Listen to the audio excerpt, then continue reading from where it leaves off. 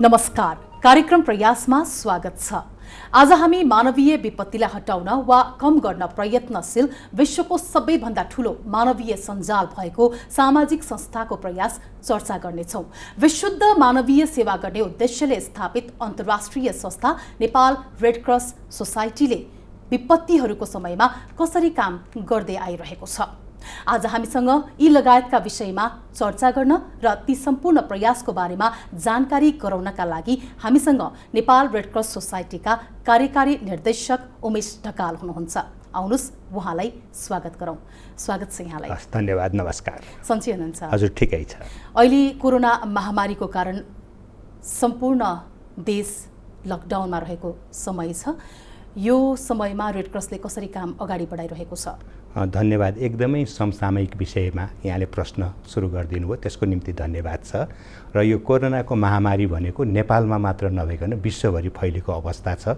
सारा विश्व नै आक्रान्त छ र यो शताब्दीको मानवीय चुनौतीको सबभन्दा ठुलो समस्या यही भएर देखा परेको छ। तसर्थ यो कोरोनाको सुरुवात भइसकेपछि हामीले पनि नेपालमा नेपाल रेड क्रस सोसाइटीको तर्फबाट आफ्ना प्रयासहरूको थालनी गऱ्यौँ। सुरुमा त अब यो महामारीको रूपमा आइसकेपछि के कसरी काम गर्ने भन्ने हामीलाई पनि अलिकति अन्यल थियो। तसर्थ हाम्रो पहिलो प्रयास भनेको यसको बारेमा आफ्नो जानकारीहरू बढाउने, हाम्रा चाहिँ स्वयंसेवक र कर्मचारीहरूलाई यसको बारेमा जानकारी दिने र तयारी अवस्थामा राख्ने भनेर हामीले त्यतातिर ध्यान केन्द्रित गऱ्यौँ। र त्यसपछि हाम्रो पहिलो संलग्नता भनेको अब चाइनाबाट जुन चाहिँ केसेसहरू चाइनाबाट चाहिँ जुन इभ्याकुएट गरेर ल्याइयो, त्यो ल्याएर क्वारेन्टाइन साइट हाम्रो खरिपाटीमा राखेको बेलामा चाहिँ हामीले त्यहाँ हेल्प डेस्क राख्यौँ नेपाल रेड क्रस सोसाइटीको तर्फबाट। त्यसपछि हामीले हाउस टु हाउस भिजिट गरेर कोरोना सम्बन्धी जानकारी दिने कामहरू गऱ्यौँ। र हामीसँग चाहिँ रेड क्रस इमर्जेन्सी क्लिनिक भन्ने एउटा कार्यक्रम थियो। त्यो कार्यक्रम अन्तर्गत हामीले यस्तो महामारीको बेलामा काम गर्नको निम्ति केही भोलिन्टियरहरूलाई ट्रेन पनि गरेका थियौँ र त्यहाँ आवश्यक पर्यो भने सहयोग पुर्याउनको निम्ति त्यस्ता भोलिन्टियरहरूलाई मोबिलाइज गर्ने काम पनि गऱ्यौँ। त्यहाँबाट सुरु गऱ्यौँ र अहिले चाहिँ अब यहाँको प्रश्नलाई ठ्याक्क भन्नुपर्दाखेरि हामीले चाहिँ 2-3वटा क्षेत्रमा केन्द्रित गरेर कामहरू गरिराखेका छौँ। र पहिलो कुरो चाहिँ अघि नै मैले उल्लेख गरे जस्तो हाम्रो लागि पनि यो नयाँ क्षेत्र भएको कारणले गर्दाखेरि यस्तो बेलामा सबभन्दा ठुलो चाहिँ सञ्जाल छ हाम्रो नेपालमा मानवीय सेवाको क्षेत्रमा काम गर्ने सबभन्दा ठुलो संस्था। समुदायसम्म हाम्रो चाहिँ संरचना छ, समुदायसम्म चाहिँ स्वयंसेवकहरू हुनुहुन्छ। त्यस्तै गरी सङ्गठनको हिसाबले हाम्रो समुदायमा उपशाखा छ, जिल्लामा जिल्ला शाखा छ, प्रदेशमा प्रदेश शाखा छ र केन्द्र छ। र यो संस्थासँग चाहिँ झन्डै 11 लाख जति चाहिँ सदस्यहरू आबद्ध हुनुहुन्छ र झन्डै 1 लाख जति चाहिँ विभिन्न क्षेत्रमा तालिम प्राप्त स्वयंसेवकहरू पनि हुनुहुन्छ। भनेपछि ती संरचनाहरू र योसँग आबद्ध जनशक्तिले यस्तो बेलामा के कसरी काम गर्नुपर्छ भनेर हामी आफैलाई पनि एउटा गाइडलाइनको आवश्यकता थियो। तर कस्तो पनि भयो भने अब छिमेकी राष्ट्र चीनमा भाइरसकै कारण त्राहिमाम नै मचिसकेको अवस्थासम्म पनि नेपालमा अब सरकारी तहबाट पूर्व तयारी एकदमै कमजोर भयो, फित्तलो भयो भन्ने आलोचना भइ नै रहेको छ। तपाईहरूको पूर्व तयारीको अवस्था कस्तो थियो? हाम्रो चाहिँ अब विशेष गरी हामी विपदमा काम गर्ने भएको कारणले अन्य किसिमको विपदको पूर्व तयारी त हामी सधैँ नै गरिराखेका हुन्छौँ। महामारीको सन्दर्भमा पनि हामीले 2008-09 तिर एउटा चाहिँ pandemic preparedness, humanitarian pandemic preparedness भनेर एउटा परियोजना नै सञ्चालन गरेका थियौँ। र त्यो परियोजना सञ्चालन गर्ने सन्दर्भमा हामीले केही पूर्व तयारीका कामहरू गरेका थियौँ। तर अब त्यो झन्डै 12 वर्ष अगाडिको कुरा भयो र यो बिचमा चाहिँ कुनै पनि त्यस्तो किसिमको चाहिँ ठुलो पेन्डेमिक नभएको कारणले त्यो लेभलको हाम्रो तयारी त थिएन। तर स्थानीय स्तरमा हुने चाहिँ त्योभन्दा तल्लो किसिमको एपिडेमिकहरूको निम्ति चाहिँ हामी सधैँ नै तयारी अवस्थामा रहेका हुन्छौँ। जस्तो भनौँ न, अब डायरिया को केसेसका कुराहरू भए, कहिलेकाहीँ चाहिँ अब अन्य किसिमको चाहिँ डेङ्गीसँग रिलेटेड कुराहरू भए, अन्य किसिमको चाहिँ अब एपिडेमिक्सहरू भएको अवस्थामा त हामी तयारी अवस्थामै गरिराखेका हुन्छौँ। तर यो पेन्डेमिक चाहिँ विश्वव्यापी पनि भयो, अब हाम्रो पुरा देशभरि नै फैलेको अवस्थाले गर्दाखेरि त्यो अवस्थाको पूर्व तयारी त हामीसँग थिएन। तथापि अब चाहिँ जुनसुकै विपत्तिमा काम गर्नको निम्ति चाहिँ स्वयंसेवकहरू परिचालन गर्नको निम्ति हाम्रो आफ्नो क्षमता भएको कारणले गर्दाखेरि यस अवस्थामा पनि जसरी हामीले चाहिँ अन्य विपदहरूमा चाहिँ प्रतिकार्य गर्छौँ, तयारीका कामहरू गर्छौँ, भोलिन्टियरहरू चाहिँ अहिले पनि हामीले चाहिँ परिचालन गर्न सक्यौँ। स्टाफहरू परिचालित हुनुहुन्छ, देशव्यापी रूपमा भएको हाम्रो सञ्जाल परिचालित छ। त्यसले गर्दाखेरि चाहिँ सबै ठाउँमा हामी यो अवस्थामा पनि पुग्न सकेका छौँ। र अघि नै यहाँको प्रश्नको चाहिँ कन्टिन्युटी दिँदाखेरि चाहिँ एउटा हामीले आफ्नै निम्ति गाइडलाइन्सहरू बनाउने, जस्तो अब एउटा यो सम्पूर्ण संरचनाहरूले यस्तो अवस्थामा कसरी काम गर्ने, इन्डिभिजुअलले कसरी काम गर्ने भन्ने गाइडलाइन बनाउने कामहरू गऱ्यौँ हामीले। दोस्रो काम भनेको हामीले चाहिँ अब यस्तो बेलामा सबैलाई त्रास छ। अब यहाँले पनि सुनिरहनु भएको छ, कतिपय अवस्थामा चाहिँ एम्बुलेन्स ड्राइभरहरूलाई पनि रिस्कको कारणले गर्दाखेरि चाहिँ सेवा दिनलाई अप्ठ्यारो छ, फ्रन्टलाइन हेल्थ प्रोभाइडरहरूलाई चाहिँ सर्भिस दिन अप्ठ्यारो स्थिति छ, इन्फेक्सनको चाहिँ सम्भावना हुन्छ। त्यही भएर हामीले चाहिँ यस्तो अवस्थामा पनि इन्फेक्सन प्रिभेन्सन र कन्ट्रोलको निम्ति चाहिँ काम गर्नको निम्ति गाइडलाइनहरू बनाउने कामहरू गऱ्यौँ। अर्को अब रेड क्रसले चाहिँ विभिन्न कारणले, विपत्तिको कारणले अथवा अन्य कारणले कुनै हिसाबले पारिवारिक सम्बन्ध विच्छेद भएकोहरूलाई चाहिँ रेस्टोरिङ फ्यामिली लिङ्क्स भनेर चाहिँ सेवा दिन्छ र रेड क्रसले गर्ने एउटा विशिष्ट काम पनि हो, पुनर्स्थापनाको लागि पारिवारिक पुनर्स्थापना। अनि यसमा हामीले चाहिँ कोभिड-19लाई नै फोकस गरेर विगतमा अन्य अवस्थामा काम गर्थ्यौँ, तर यस्तो अवस्थामा पनि काम गर्नको निम्ति भनेर गाइडलाइनहरू तयार गर्ने काम एउटा संस्थागत क्षेत्रमा। अर्को भनेको चाहिँ अब यो विश्वव्यापी महामारीको रूपमा फैलेको छ र यसको सबभन्दा चाहिँ कन्ट्रोलको मुख्य उपाय भनेको चाहिँ अघि नै यहाँले पनि भन्नुभएको लकडाउनका कुराहरू, पर्सनल बिहेभियरका कुराहरू, अनि रिस्कसँग रिलेटेड कम्युनिकेसनका कुराहरू, समुदायलाई चाहिँ हामीले परिचालन गर्न सक्ने अवस्थामा परिचालन गर्ने कुराहरू, स्वयंसेवकलाई परिचालन गर्ने कुराहरूलाई चाहिँ मध्यनजर राखेर अर्को क्षेत्र भनेको चाहिँ हामीले अलिकति यो रिस्क कम्युनिकेसन र अवेरनेसमा फोकस गरेका छौँ। त्यसको निम्ति चाहिँ हामीले विभिन्न किसिमको सामाजिक सञ्जालहरू, हाम्रो आफ्नै ट्विटर छ, हाम्रो आफ्नै फेसबुक पेजेसहरू छ, त्यस्तै गरी हाम्रो आफ्नै रेडियो प्रोग्रामहरू छ। 125वटा भन्दा बढी एपिसोड त हामीले कोभिड-19मै फोकस गरेर प्रसारण गरिसक्यो। तर सम्भावित जोखिममा रहेका व्यक्तिहरू ती सामाजिक सञ्जाल प्रयोगकर्ता नै हुन्छन् भने पनि हुँदैन नि त? त्यस्तो अवस्थामा चाहिँ म ठ्याक्कै त्यसैमा आउँदै थिएँ। त्यस्तो अवस्थामा हाम्रो समुदाय स्तरमै भएको भोलिन्टियरहरूलाई हामीले लोकल्ली परिचालित गरेका छौँ। उहाँहरू चाहिँ हाउस होल्ड भिजिटमा जानुहुन्छ, माइकिङ गर्नुहुन्छ हैन, अनि त्यस्तै गरी साबुन पानीले हात धुने तरिकाहरू सिकाउने, कसैलाई चाहिँ इन्डिभिजुअल रूपमा चाहिँ कुनै किसिमको चाहिँ सहयोग चाहियो भने त्यो सहयोग उपलब्ध गराउने कामहरू गरिरहनु भएको छ। र अहिले पनि हामीले 1000 भन्दा बढी भोलिन्टियरलाई चाहिँ त्यसरी मोबिलाइज गरेका छौँ। अब त्यस्तै गरी अब रेडियो प्रोग्रामबाट पनि उहाँहरूले चाहिँ जानकारी पाउन सक्नुहुन्छ। र अर्को चाहिँ हामीले भूकम्पपछि सुरु गरेका छौँ हटलाइन, 1130 हटलाइन। त्यो हटलाइनमा पनि कसैले आफ्नो निम्ति चाहिएको जानकारीहरू त्यहाँ कल गरेर लिन सक्नुहुन्छ। र सबभन्दा महत्त्वपूर्ण कुरा भनेको स्थानीय स्तरमा हामीले चाहिँ त्यहाँ फ्लेक्सहरू, पोस्टरहरू युज गर्ने, हाम्रो चाहिँ भोलिन्टियरलाई मोबिलाइज गर्ने, सोसियल मिडियालाई युज गर्ने। र अहिले हामीले चाहिँ सोसियल मिडिया भोलिन्टियरिङ भनेर फेरि नयाँ कामको सुरुवात पनि गरेका छौँ। त्यसमा चाहिँ कोही भोलिन्टियरले सर्टेन क्राइटेरियाहरू पुरा गरेर त्यसको मेम्बरसिप लिन सक्छ र एउटा फोरम जस्तो क्रिएट हुन्छ र भोलिन्टियरहरूले आफ्नो इनोभेटिभ आइडियाजहरू सेयर गरेर यसबाट जानकारी लिने, एकअर्कालाई सहयोग गर्ने काम गर्नुहुन्छ। अन्य समय र यो समय भनेको एकदमै फरक छ। जस्तो 2072 सालमा आएको भूकम्पको समयमा, त्यो विपत्तिको समयमा रेड क्रसले धेरै सहयोगहरू गर्यो, सेवाको काममा कति विस्तारित रूप लियो, त्यो आफ्नो ठाउँमा छ नै। तर अहिले भनेको त हरेक व्यक्तिसँग डराइरहेको छ नि त, मानिस बीचमा एउटा दूरी कायम गर्नुपर्ने अवस्था छ। स्वयंसेवकहरू पनि त सेवाभाव मनमा हुँदै पनि खुम्चिनु परेको अवस्था छ। यस्तो समयमा कसरी काम गरिरहेको छ? यस्तो समयमा चाहिँ के छ भने हामीले जे जति अहिले काम गरिराखेका छौँ, हाम्रो एप्रोच भनेको सर्टेन पिलरमा आधारित छ। हजुर। जस्तो एउटा भनेको हामीले duty of care of volunteers and staff भनेर भन्छौँ। त्यो भनेको के त भन्दाखेरि चाहिँ हामीले यसरी चाहिँ फ्रन्ट लाइनमा गएर सेवा दिनेहरूलाई पर्सनल प्रोटेक्टिभ इक्विपमेन्ट, पिपिइजहरू उपलब्ध गराउनु पर्यो। उहाँहरूलाई चाहिँ हामीले चाहिँ अघि नै कुरा गर्यो इन्फेक्सन प्रिभेन्सन कन्ट्रोलका कुराहरू, साइकोसोसियल फर्स्ट एडका कुराहरू उहाँहरूलाई दिनु पर्यो। त्यस्तै गरी उहाँहरूको चाहिँ इन्सुरेन्सहरू गर्नु पर्यो। र अर्को कुरो चाहिँ उहाँहरूलाई यस्तो अवस्थामा मुख्य कुरा भनेको पर्सनल सेफ्टीको कुरा आउँछ, सेफ्टी फर्स्ट आउँछ। जोसुकै पनि यहाँले भन्नुभएको जस्तो रेड क्रस भनेर कोरोनाले छोड्ने कुरा आउँदैन, राष्ट्रपति भनेर छोड्ने कुरा आउँदैन। त्यसले गर्दाखेरि सेफ्टी फर्स्टका कुराहरू, पर्सनल प्रोटेक्टिभ इक्विपमेन्टका कुराहरू, र हामी भन्छौँ यसलाई ड्युटी अफ केयर। त्यो जो सर्भिस प्रोभाइडर हो उनीहरूको केयर गर्नु भनेको संस्थाको ड्युटी हो, हाम्रो ड्युटी हो भनेर त्यसमा फोकस गरेर गरेका छौँ। र अर्को पिलर भनेको हामी चाहिँ यो capability to predict and adapt in the changing environment भन्छ। भनेको चाहिँ हामीले अब अवस्थाहरू परिवर्तन भइराखेका छन् हैन। सुरुको केस देखिएसम्म आजसम्म आइपुग्दाखेरि चाहिँ केसहरू बढिराखेका छ, क्षेत्रहरू विस्तार भइराखेका छन्, क्वारेन्टाइनको सङ्ख्या बढिराखेका छ, बाहिरबाट धेरै मान्छेहरू आइराख्नु भएको छ।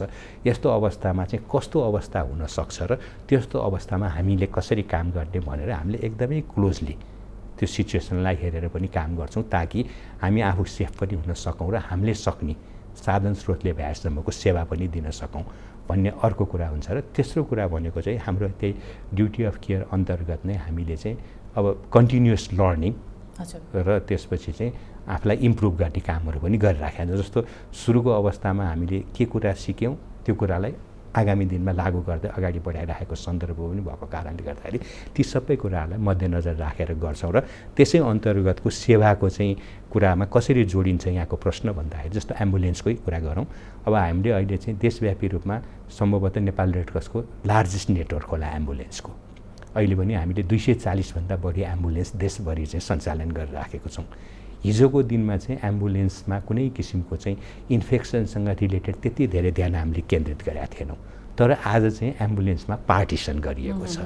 भनेपछि त्यो ड्राइभर बस्ने सिटको पछाडि पार्टिसन गरेर बिरामी र ड्राइभरको सम्पर्कलाई अलिकति दूरी बनाइदिनु भएको छ। एक्ज्याक्टली हजुर, त्यो गरिरहेछ। गाडीहरूलाई डिसइन्फेक्ट गर्ने कुराहरूलाई ध्यान दिइएको छ र एम्बुलेन्स ड्राइभरहरूलाई हामीले फुल बडी गाउन, पन्जाहरू, मास्कहरू उपलब्ध गराएका छौँ। अब हामीले चाहिँ एउटा प्रोटेक्सनमा गर्न सक्ने कुराहरू त्यो भयो एम्बुलेन्सको सन्दर्भमा।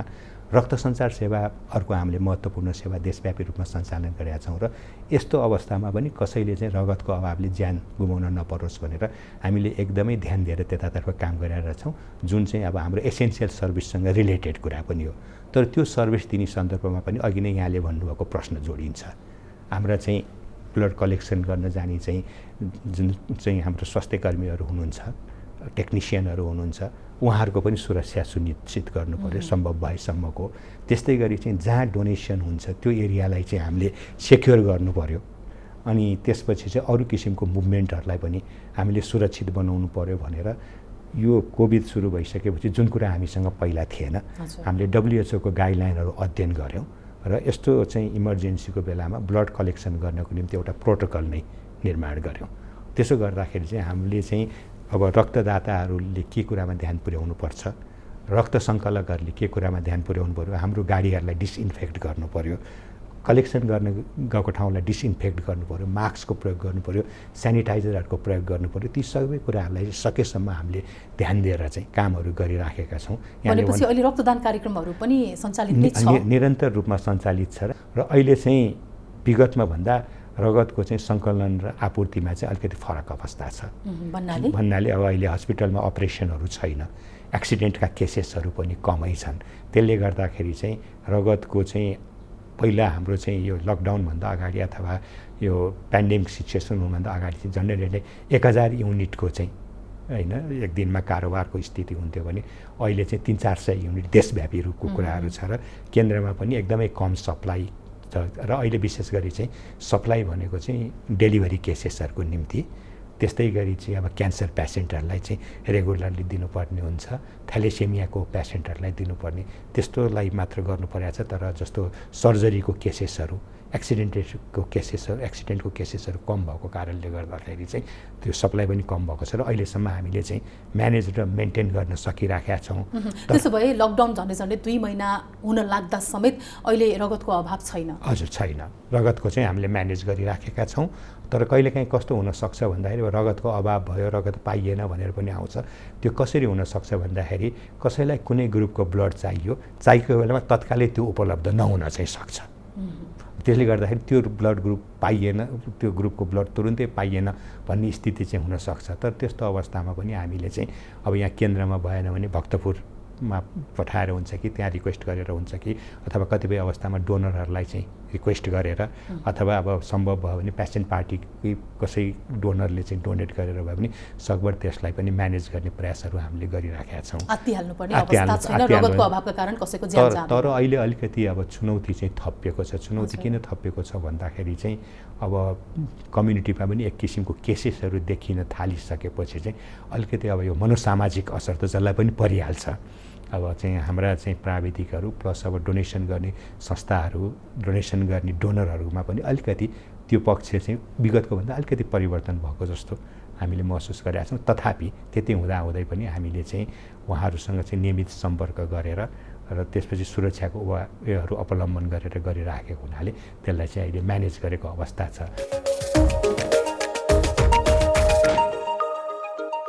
यहाँले यो भनिरहँदाखेरि अहिले अब अम्पुन नामक आँधीको त्रास फैलिरहेको छ होइन, भारतबाट जुनै पनि बेला नेपालमा प्रवेश गर्न सक्छ भनेर सतर्कता अपनाउन मौसम विभागले पनि उर्दिनै जारी गरिसकेको छ। अब यसको लागि पनि तयारी अवस्थामा हुनुहुन्छ यहाँहरू? हजुर, हामीले चाहिँ हरेक वर्ष मनसुन चाहिँ सुरु हुने बेलामा पहिले नै monsoon preparedness and response plan बनाउँछौँ। त्यो प्लान अन्तर्गत चाहिँ हामीले चाहिँ अब हाम्रा हरेक जिल्ला शाखाका चाहिँ भोलिन्टियरहरूलाई चाहिँ अलर्ट गरेर राख्ने, सामग्रीहरू तयारी अवस्थामा राख्ने र एउटा सिनारियो प्लानिङ नै गर्छौँ।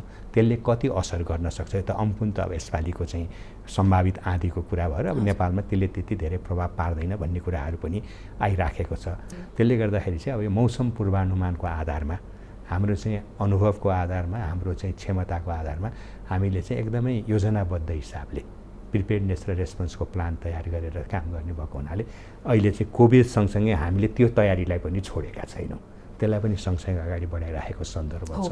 मानवीय विपत्ति भयो, प्राकृतिक विपत्ति भयो, जुन बाजा बजाएर आउँदैन होइन, जुनसुकै समयमा जे पनि हुनसक्छ। यस्तो क्षेत्रमा कार्य गर्दै आइरहनु भएको छ। तपाईँ त संस्थासँग आबद्ध हुनुभएको पनि 26 वर्षभन्दा बढी हुन लागिसक्यो, झन्डै 3 दशक। यो समयसम्म आइपुग्दाखेरि यस्ता संस्थाहरूको आवश्यकता कुनै पनि राष्ट्रमा किन हुँदो रहेछ?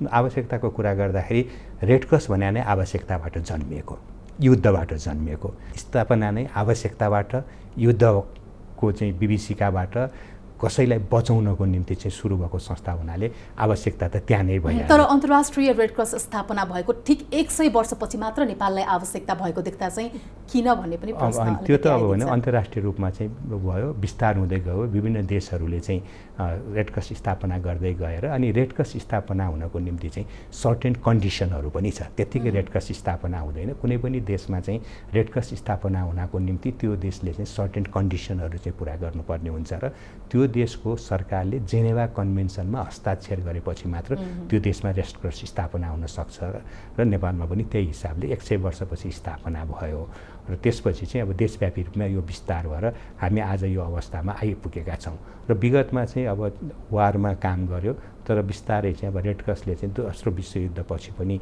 धेरै किसिमको अन्य मानवीय आवश्यकताहरू भयो। त्यसले गर्दाखेरि अन्तर्राष्ट्रिय फेडरेसनको चाहिँ स्थापना पनि भयो र आफ्नो कार्यक्षेत्रलाई पनि विस्तार गर्दै लग्यो। र अघि नै यहाँले चाहिँ सुरुमा इन्ट्रोडक्सनमा भन्दाखेरि चाहिँ एउटा जीवन बचाउनको निम्ति, विपत्ति कम गर्नको निम्ति र डिग्निटीलाई पनि प्रवर्धन गर्नको निम्ति मानवीय सेवाको क्षेत्रमा काम गर्ने यो संस्था हो। र त्यसो गर्ने सिलसिलामा चाहिँ अब हामीले चाहिँ प्राकृतिक विपत्तिको अवस्थामा होस्, सशस्त्र द्वन्द्वको अवस्थामा होस्, आन्तरिक रूपमा भएको डिस्टर्बेन्सेसको अवस्थामा होस्, हरेक अवस्थामा हामीले काम गरिराखेका हुन्छौँ। र त्यसरी काम गर्ने सिलसिलामा चाहिँ अब रेडक्रस अभियान भनिन्छ, त्यसका 3टा अङ्गहरू छन्। जस्तो अब हामी जस्तो चाहिँ राष्ट्रिय सोसाइटी 192 देशमा छ, यस्ता राष्ट्रिय सोसाइटीको चाहिँ फेडरेसन छ, त्यसलाई international federation of red cross and red crescent societies भनिन्छ।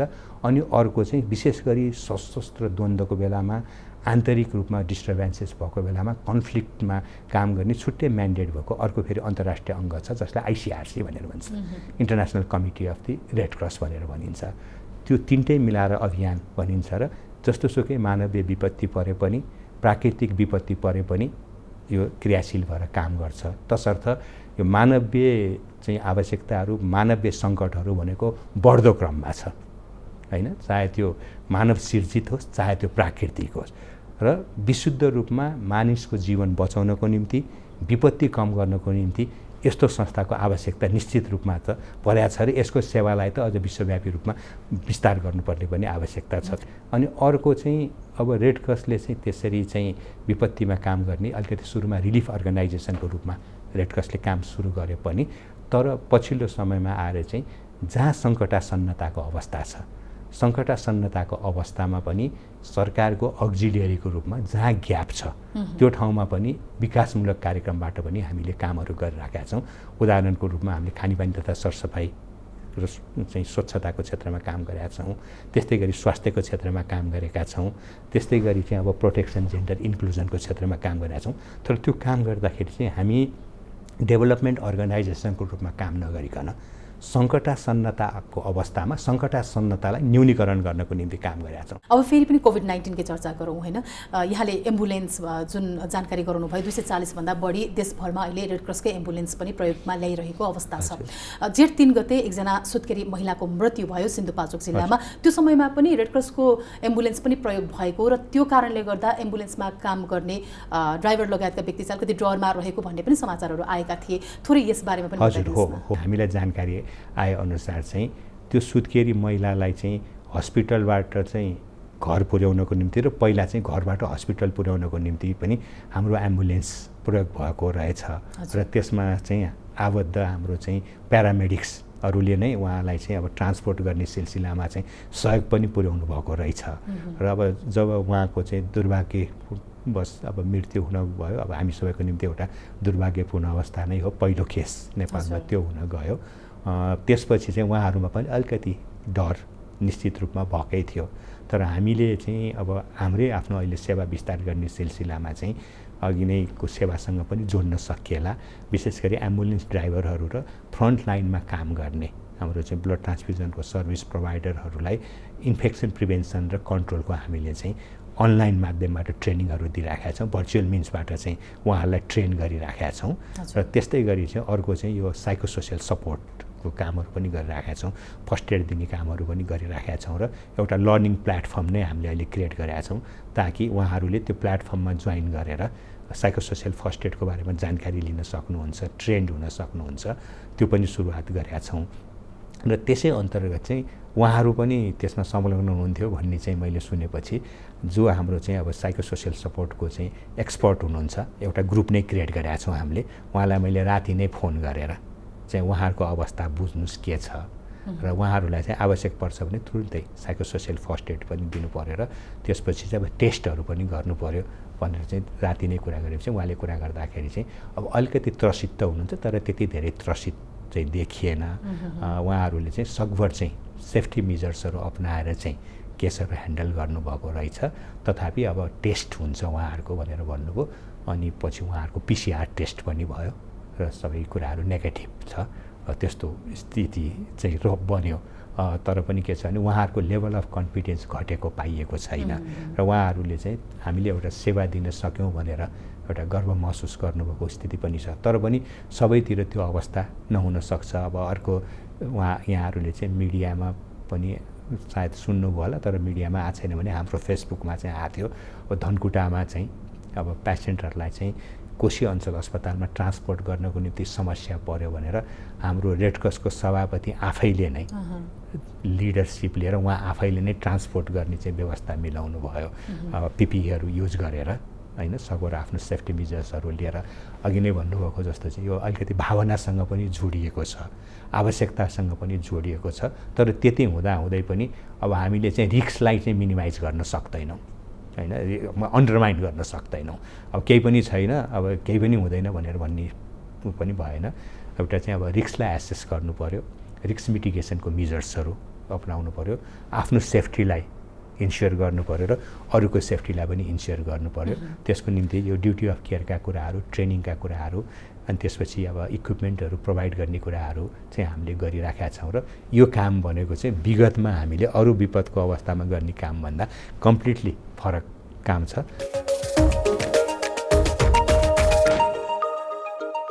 सिक्दै अगाडि बढ्दै हैन, फेरि परिमार्जन गर्नुपर्ने कुराहरूलाई परिमार्जन गर्दै एक्ज्याक्टली हाम्रो एउटा पिलर चाहिँ त्यही नै हो, कन्टिन्युस लर्निङ एन्ड इम्प्रुभिङ भनेर भन्छौँ हामी। हामीले सधैँ गरिरहेको काम होइन, तसर्थ चाहिँ अब सिक्दैछौँ, गर्दैछौँ र धेरै जिल्लाहरूले चाहिँ लोकल लेभलमा इनोभेटिभ कामहरू पनि गरिरहनु भएको छ। कतिले चाहिँ खाना खुवाउनलाई सहयोग गर्नुभयो, कतिले चाहिँ अब आफ्नो नाकामा प्रवेश गर्ने गाडीहरूलाई चाहिँ डिसइन्फेक्ट गर्ने कामहरू पनि गर्नुभएको छ। केही जिल्लाहरूले चाहिँ सरकारले तोकेको मापदण्डभित्र रहेर चाहिँ राहत स्वरूप चाहिँ केही क्यास डिस्ट्रिब्युसनको कामहरू पनि गर्नुभएको छ। र एउटा चाहिँ हामीले अलिकति चाहिँ फरक काम पनि अस्ति गऱ्यौँ। त्यो के भन्दाखेरि चाहिँ अब उदयपुरको भुल्के भन्ने ठाउँमा चाहिँ त्यो पहिलोचोटि एरिया त्यहाँ सिल गरियो। 350 जति परिवार चाहिँ एक किसिमले चाहिँ यो लकडाउनभित्रको पनि सटडाउनको अवस्थामा पुग्नुभयो उहाँहरू। उहाँहरू त्यहाँबाट बाहिर निस्किन पाउनु भएन, अरूलाई पनि भित्र एक्सेस गाह्रो भयो सेफ्टीको कारणले। अनि त्यहाँ समस्या के भएछ भने खाद्यान्नको पनि समस्या, अनि उहाँहरूको पैसा बाहिर नलिदिने, उहाँहरू बजार जान नसक्ने, त्यसले गर्दा उहाँहरूलाई अब हाइजिनको पनि समस्या, अब दाँत माझ्ने चाहिँ ब्रसदेखि पेस्टहरू नभएको अवस्था, खाद्यान्नहरू पनि नभएको अवस्था।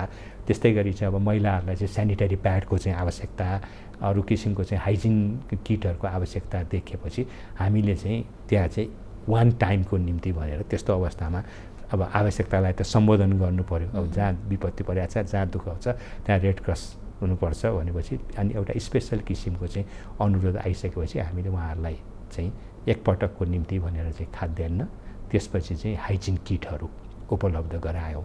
अनि यसले पनि हामीलाई एउटा चाहिँ के पाठ सिकायो भन्दाखेरि चाहिँ भविष्यमा अरू ठाउँमा पनि त्यस्तो स्थितिहरू देखा पर्यो भने अब हामी पुरै त गर्न सक्दैनौँ, हामी सरकार होइनौँ होइन। हाम्रो आफ्नो चाहिँ अब साधन स्रोतले अन्तर्राष्ट्रिय रूपबाट सहयोगहरू जुटाउनु पर्ने हुन्छ। जुटेको उसबाट चाहिँ त्यस्तो अवस्थामा सहयोग गर्नको निम्ति हामीले एउटा फ्यामिली कम्बो प्याक भनेर चाहिँ अहिले अलिकति परिवारकै लागि अब केही खाद्यान्न, केही चाहिँ डिग्निटीसँग रिलेटेड किटहरू, केही वाससँग रिलेटेड किट अथवा हाइजिनसँग रिलेटेड किटहरू, केही चाहिँ अब इन्क्लुजनसँग रिलेटेड कुराहरूलाई राखेर एउटा चाहिँ होइन family pack, combo family pack भनेर त्यसको पनि तयारीतर्फ अगाडि लागिराखेको सन्दर्भ छ। एकदमै खुसी लाग्यो। तपाईँहरूले एउटा विपत्ति एउटा हुन्छ, त्यसले विभिन्न किसिमले चाहिँ प्रभाव पार्छ होइन। खाद्यान्न, स्वास्थ्य अवस्थाको लागि, सुरक्षाका लागि हरेक कुरामा यहाँहरूले सहयोग पुर्याइरहनु भएको छ, सेवा पुर्याइरहनु भएको छ। मैले अर्को कुरा जोड्न के चाहेँ भने यहाँले पनि सुन्नुभयो होला, विभिन्न क्वारेन्टाइन स्थलहरूबाट चाहिँ मानिसहरू भागिरहेका छन्। उनीहरूलाई डर छ, 19 दिन, 20 दिन, 14 दिन म कसरी एउटा ठाउँमा बस्न सक्छु। एक त त्यो मात्र नभएर हाम्रा कतिपय क्वारेन्टाइन स्थल मापदण्ड अनुरूप पनि छैनन्, त्यहाँ बस्दा खान पाइँदैन, शौच गर्न अप्ठ्यारो छ होइन, विभिन्न समस्या होलान्। अब ती व्यक्तिहरूलाई जो कोरोना भाइरसका सम्भावित व्यक्तिहरू हुनुहुन्छ उहाँहरूलाई चाहिँ साइकोलोजिकल्ली पनि अवेयर गर्नुपर्ने अहिलेको आवश्यकता देखिन्छ कि यो विषयमा पनि काम गरिरहनु भएको छ। हजुर, एक्ज्याक्टली। अघि नै मैले छोटकरीमा मेन्सन चाहिँ गरेको थिएँ। हामीले चाहिँ अब अहिले कोभिड-19 सुरु भइसकेपछि संलग्न भएर गरेको एरिया भनेको एउटा चाहिँ यो साइकोसोसियल सपोर्ट पनि हो।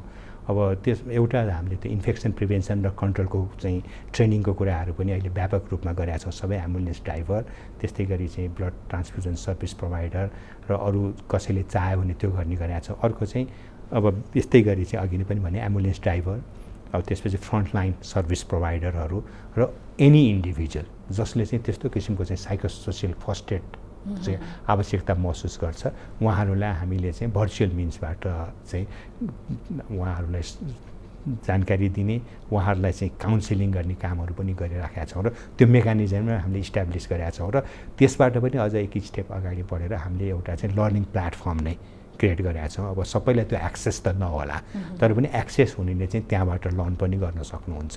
र त्यो क्वारेन्टाइन साइटहरूमा पनि हामीले चाहिँ सम्भव भएसम्म भोलिन्टियरहरू मोबिलाइज गर्ने कामहरू पनि गरिराखेका छौँ।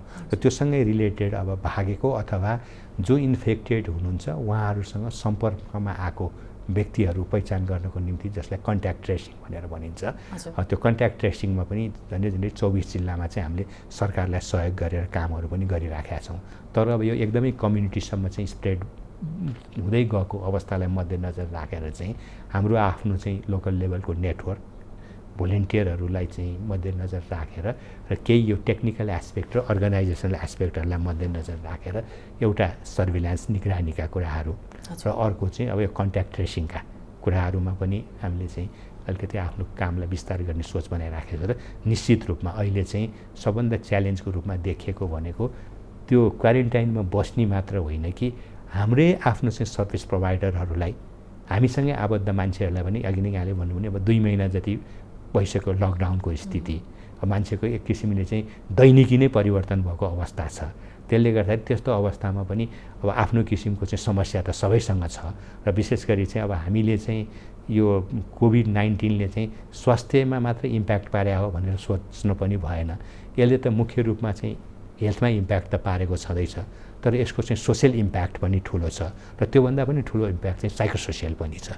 तसर्थ चाहिँ हामीले चाहिँ अब सोसियल एस्पेक्टलाई पनि अलिकति एसेस गरेर के गर्न सकिएला, जस्तो अब अघिकै सन्दर्भमा जोड्दाखेरि चाहिँ प्रोटेक्सन जेन्डर एन्ड इन्क्लुजनमा चाहिँ अब सर्टेन चाहिँ भल्नरेबल ग्रुपहरूको चाहिँ स्पेसल किसिमको निड छ भने त्यस्तो निड भएको ग्रुपलाई हामीले स्पेसल सपोर्टै गर्नुपर्छ कि त्यो भनेको जीविकोपार्जनसँग सम्बन्धित विषयहरू पनि होला, भाइलेन्स प्रिभेन्सनसँग रिलेटेड विषय पनि होला, त्यस्तो क्षेत्रमा पनि काम गर्नुपर्छ भनेर हामीले चाहिँ अलिकति चाहिँ ध्यान केन्द्रित गरिरहेको अवस्था छ भने अर्कोतर्फ भनेको चाहिँ अब हाम्रा भोलिन्टियर, हाम्रा स्टाफ क्वारेन्टाइनमा बसेका, क्वारेन्टाइनभन्दा बाहिरकाहरूलाई पनि अब भर्चुअल मिन्सबाट अथवा चाहिँ इन्डिभिजुअललाई चाहिँ भोलिन्टियरहरू मार्फत पनि त्यस्ता किसिमका काउन्सेलिङहरू दिने, फर्स्ट एड दिने कामहरू पनि हामीले गरिरहेछौँ र कतिपय अवस्थामा त हाम्रो चाहिँ अब काउन्सेलिङमा संलग्न साथीहरूले भनेअनुसार चाहिँ साइक्रेटिक प्रब्लम भएकाहरू पनि कतिले चाहिँ सोध्नुहुन्छ अरे, कतिले आफूले खोजेको औषधि नपाइरहनु भएको स्थिति छ,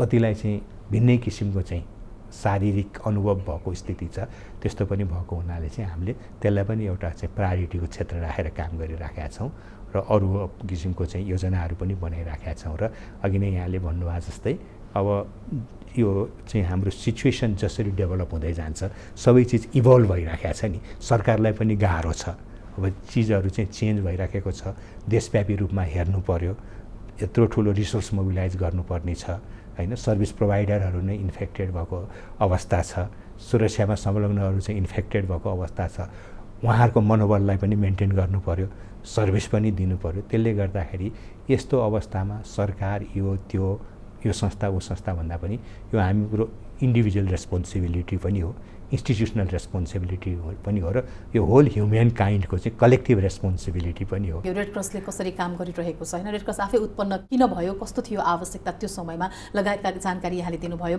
यो बाहेक पनि थोरै हामी कार्यक्रम प्रयासमा व्यक्तिगत कुराहरू पनि कोट्याउने गरेका छौँ। यहाँ काठमाडौँको रैथाने हुनुहुन्छ होइन, तर डोटी पुग्नुभयो, रेड क्रसमै समाहित भएपछि एउटा काठमाडौँको रैथानेलाई त्यो तत्कालीन समयमा डोटीमा पुगेर त्यो पनि फ्यामिली प्लानिङको बारेमा जनचेतना फैलाउन कतिको गाह्रो भएको थियो, थोरै सम्झौँ न। एकदमै यो व्यक्तिगत कुरा कट्याउनु भयो र मलाई अलिकति इतिहासतिर फर्कने अवसर पनि भयो। मैले 51 सालमा चाहिँ नेपाल रेड क्रसमा प्रोजेक्ट अफिसरको रूपमा प्रवेश गरेको हुँ र त्यो बेलामा चाहिँ डोटी जिल्लामा फ्यामिली प्लानिङ प्रोजेक्ट सञ्चालन थियो। अब रेड क्रसमा चाहिँ विज्ञापन खुल्यो, मैले जाँच पास भएँ, तर अब काठमाडौँमा जन्मेको, काठमाडौँमा हुर्किएको, काठमाडौँमै पढेको मान्छे डोटी जाने कि नजाने, अब 51 सालको डोटीको कुरा गरेँ मैले, अहिले त पहिलाको तुलनामा धेरै सुगम भइसक्यो। अब त्यस्तोमा चाहिँ जाने कि नजाने भन्ने चाहिँ ठुलो द्वन्द्व चल्यो, एकदम डिलेमाको स्थिति थियो। अब कसैले भने अब डोटी जस्तो ठाउँमा के जाने, त्यति टाढा काठमाडौँको मान्छे भने, फेरि अर्को सोच के आयो भन्दाखेरि अब एउटा चाहिँ कम्पिटिसनमा संलग्न भएर छनौट भइयो, जागिरे जीवनको चाहिँ सुरुवात यहीँबाट हुँदैछ, देशै हो, आफ्नै ठाउँ हो, मान्छेले जिन्दगी त त्यहाँ बिताछन् भने गएर हेरौँ न, केही समय हेरौँ, अब त्यहाँ सम्भव भयो भने कन्टिन्यू गरौँला, भएन भने आफ्नो घर आफ्नो ठाउँ त छँदैछ। तपाईँ त्यति बेला बिएससी सकाएर बस्नु? मैले एमएससीको पनि फर्स्ट इयर सकाइसकेको थिएँ, सेकेन्ड इयरको चाहिँ जाँच नजिक आएको थियो, तर छनौट भन्ने बित्तिकै तुरन्तै जानुपर्छ भन्ने कुरा आएपछि अनि मैले ठिकै छ त्यसो भएदेखि अर्को वर्ष आएर इक्जाम दिउँला भनेर म गएँ। अनि गएपछि अब सुरुमा त अलिकति अब भिन्न इन्भाइरोमेन्ट अलिकति गाह्रो भयो, तर बिस्तारै काम गर्दै गइसकेपछि चाहिँ त्यहाँको चाहिँ मानिसहरूको चाहिँ जीवनस्तर, उहाँहरूको दुःख, त्यहाँको आवश्यकता आदिलाई देखिसकेपछि यो त हाम्रो चाहिँ एउटा मानवीय जिम्मेवारी कर्तव्य पनि हो भन्ने हिसाबले चाहिँ अलिकति अभिप्रेरित गरेर चाहिँ त्यतातिर संलग्न भएँ। त्यसपछि अर्को कुरो चाहिँ मेरो चाहिँ प्रवेशपछि हामी जो त्यो बेलामा प्रवेश गऱ्यौँ उहाँहरूलाई चाहिँ एउटा इन्डक्सन प्रोग्राम राखिएको थियो। अनि मेरो तत्कालीन प्रेडिसेसरले पनि भन्नुभएको थियो रेड क्रसमा चाहिँ इन्ट्री चाहिँ छ, एक्जिट चाहिँ अलिक गाह्रै हुन्छ भन्नुभएको थियो। अब त्यो एक्जिट भनौँ न, एउटा चाहिँ जीवनबाट एक्जिट भए पनि अरू हिसाबले गर्न सकिन्छ, जस्तो भोलि म जागिरबाट रिटायर भएपछि भोलिन्टियरको रूपमा पनि कन्टिन्यू गर्न सकौँला। र अर्को कुरो चाहिँ अब त्यहाँ गएर काम सुरु गरिसकेपछि चाहिँ अलिकति त्यो जबभन्दा पनि प्यासनको हिसाबले चाहिँ डेभलप हुँदै आयो, किनभने त्यो एकदम ह्युमेनिटेरियन काम भयो। त्यो प्रोजेक्टको काम भए पनि मेजर काम त्यो छँदै थियो। तर अरू किसिमको यहाँले भन्नुभयो जस्तो चाहिँ अब विपत्ति पर्यो भने त हामीले त्यो कुरालाई पनि बिर्सेर विपत्तिलाई चाहिँ सम्बोधन गर्नु पर्यो।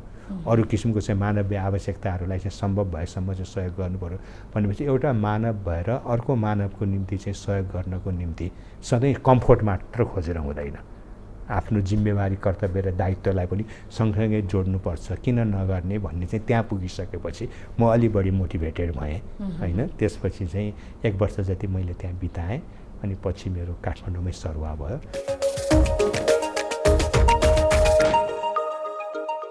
IFRC अन्तर्गत रहेर ब्याङ्ककमै रहेर 11वटा राष्ट्रको लागि पनि काम गर्नुभयो नि होइन, थोरै त्यो अनुभव सार्दिनुहोस्। अब अघि नै मैले अब इन्टरनेसनल फेडरेसन भने कस्तो हो भन्ने यहाँलाई भने।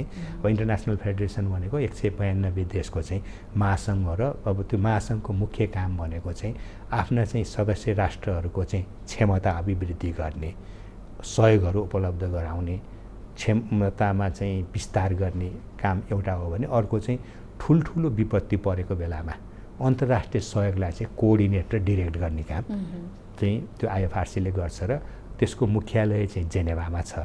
अनि विभिन्न रिजनमा चाहिँ रिजनल अफिसेसहरू छ। अहिले विश्वलाई चाहिँ उहाँहरूले चाहिँ विभिन्न रिजनमा बाँडेर रिजनल अफिसहरू राख्नु भएको छ र त्यसपछि चाहिँ फेरि त्योभन्दा तल अन्य अफिसहरू छन्। संरचना त्यस्तो छ। र मैले चाहिँ अब ब्याङ्ककभन्दा अगाडि चाहिँ 2004-05तिर चाहिँ साउथ एसियामै रहेर विशेष गरी दिल्लीमा रहेर चाहिँ साउथ एसियाको रिजनल डिजास्टर रेस्पोन्स म्यानेजर भनेर काम गरेँ 1.5 वर्ष जति। त्यसपछि बिचको अवधिमा चाहिँ म नेपाल रेड क्रसको पर्मानेन्ट स्टाफ त हो, तर बेला बेलामा चाहिँ मैले बिदा लिएर गर्ने गरेको छु। अब बाङ्लादेशमा, पाकिस्तानमा, त्यसपछि चाहिँ ब्याङ्ककमा, सामोआमा चाहिँ मैले कन्सल्ट्यान्टको रूपमा पनि केही समय काम गरेर पछिल्लो समय भूकम्प जानुभन्दा ठ्याक्कै 1 वर्ष अगाडि चाहिँ म regional national society development coordinator भनेर 11 देशको चाहिँ जिम्मेवारी थियो, त्यो काममा थिएँ। तर नेपालमा भूकम्प ठ्याक्कै गएको 1 वर्षपछि अनि मलाई चाहिँ त्यहीँबाट नेपाल रेड क्रसलाई सहयोग पुर्याउनको निम्ति चाहिँ खटाइयो। पछि अब नेपाल रेड क्रसले चाहिँ पुनर्लाभको कार्यक्रम सञ्चालन गर्यो 14वटा चाहिँ अति प्रभावित जिल्लाहरूलाई टार्गेट गरेर। अनि मलाई चाहिँ त्यो कार्यक्रमको चाहिँ चिफको रूपमा काम गर्नको निम्ति चाहिँ अनुरोध भयो। अनि मैले आफ्नो ठाउँ होइन, आफ्नै संस्था यत्रो चाहिँ अब ठुलो विपत्ति चाहिँ भोगेको अवस्थामा यो मेरो निम्ति एउटा अवसर पनि हो, चुनौती पनि हो, गर्छु भनेर अनि त्यो कामहरू पनि गरेँ। तसर्थ अब यो अघि नै यहाँले भन्नुभएको जस्तो यो 26 वर्षको चाहिँ प्रोफेसनल चाहिँ करियरमा चाहिँ केही अन्तर्राष्ट्रिय अनुभवहरू पनि बटुल्ने मौका मिल्यो। अब राष्ट्रिय अनुभवहरू पनि बटुल्ने मौकाहरू मिल्यो। अब विभिन्न किसिमको चाहिँ सहयोगी संस्थाहरूसँग काम गर्ने अवसर पनि मिल्यो। त्यस्तै गरी चाहिँ अब देशका चाहिँ विभिन्न ठाउँमा विभिन्न किसिमको काममा संलग्न हुने अवसर पनि मिल्यो। अब विशेष गरी सशस्त्र द्वन्द्वको बेलामा पनि ICRCसँग मिलेर हामीले चाहिँ धेरै कामहरू गऱ्यौँ। अब त्यो पनि एउटा चाहिँ अविस्मरणीय पक्कै पनि। अब तपाईँ र तपाईँ जस्ता व्यक्तित्वहरूले जो विदेशमा रहेर अनुभव बटुल्नु भयो भने पनि त्यसको लगानी देशमा आएर गरिरहनु भएको छ। हामी ती सब प्रयासहरूलाई सम्मान गर्छौँ। कार्यक्रम प्रयासको अन्त्यमा पनि आइपुगेका छौँ। जाँदा जाँदै मैले केही छुटाएको छु र भन्न मन लागेको कुरा केही छ भने अब भन्न सक्नुहुन्छ। मलाई चाहिँ के लाग्छ भन्दाखेरि अब रेड क्रस एउटा मानवीय संस्था हो, यो सबैको संस्था हो र हामी कसैले पनि रेड क्रसमा आबद्ध भएर चाहिँ सेवा दिन सक्छौँ। मानवीय सेवा हो, जो विपत्तिमा परेको छ उसलाई सहयोग गर्ने हो, कसैको जीवन बचाउनलाई सहयोग गर्ने हो। र हामी चाहिँ यसमा सदस्यको रूपमा पनि आउन सक्छौँ, स्वयंसेवकको रूपमा पनि आउन सक्छौँ, कर्मचारीको रूपमा पनि आउन सक्छौँ। यो सबैको निम्ति ओपन छ। र यदि कसैले चाहिँ त्यसरी चाहिँ आबद्ध हुन चाहनुहुन्छ भने त्यसको निम्ति पनि म यही कार्यक्रम मार्फत सबैलाई चाहिँ अनुरोध गर्न चाहन्छु। अघि नै यहाँले भन्नुभयो हामी सबैको चाहिँ सकारात्मक सोच, हामी सबैको चाहिँ सकारात्मक प्रयासले नै हामीले एकले अर्कालाई चाहिँ मानव भएर सहयोग गर्न सक्ने हो र त्यसको निम्ति चाहिँ यो एउटा राम्रो चाहिँ संस्था पनि हो। यसका आफ्ना किसिमका सिद्धान्तहरू छन्, त्यो अनुसार हामी अगाडि बढ्न सक्छौँ। र अर्को कुरो चाहिँ अब हामीलाई जुन किसिमको अहिले कोभिडको चाहिँ महामारीमा चाहिँ संलग्न हुनुपर्ने अवस्था छ, यसमा चाहिँ अब हामी प्रत्येकको जिम्मेवारी छ यसलाई चाहिँ कन्टेन गर्नको निम्ति, यसको चाहिँ इम्प्याक्ट कम गर्नको निम्ति। तसर्थ सबैले त्यसमा चाहिँ एकले अर्कालाई चाहिँ होइन नदेखाइकन हामी सबैले आफ्नो सामूहिक जिम्मेवारी हो भनेर यो हाम्रो शताब्दीकै ठुलो मानवीय चुनौतीलाई कम गर्नको निम्ति हामी सबै मिलेर प्रयास गरौँ, सत्प्रयास गरौँ होइन। त्यसपछि सरकारलाई सहयोग गरौँ, आफूले आफैलाई सहयोग गरौँ, आफू स्वच्छ रहौँ आफू सुरक्षित रहौँ, अरूलाई पनि सुरक्षित बनाऊ भन्ने म सबैमा आह्वान र अनुरोध गर्न चाहन्छु। र यहाँले जुन यो अवसर दिनुभयो, यो अवसरको निम्ति चाहिँ हार्दिक धन्यवाद दिन चाहन्छु। नमस्कार। नमस्कार, हजुर धन्यवाद। रेड क्रस अभियानका 7 सिद्धान्तहरू मानवता, निष्पक्षता, तटस्थता, स्वाधीनता, ऐच्छिक सेवा लगायतका रहेका छन् र विश्वव्यापकतामा पनि यी कुराहरू नै लागू हुँदै आएका छन्। आज हामीले रेड क्रस सोसाइटीले महामारी र विशेष गरेर अहिले कोभिड-19 को यो समयमा, लकडाउनकै समयमा पनि कसरी काम गरिरहेको छ, सेवा कसरी पुर्याइरहेको छ विषयमा केन्द्रित रहेर प्रयासमा जानकारी गराएका छौँ। आजलाई कार्यक्रम प्रयास यति नै। हवस् त, नमस्कार।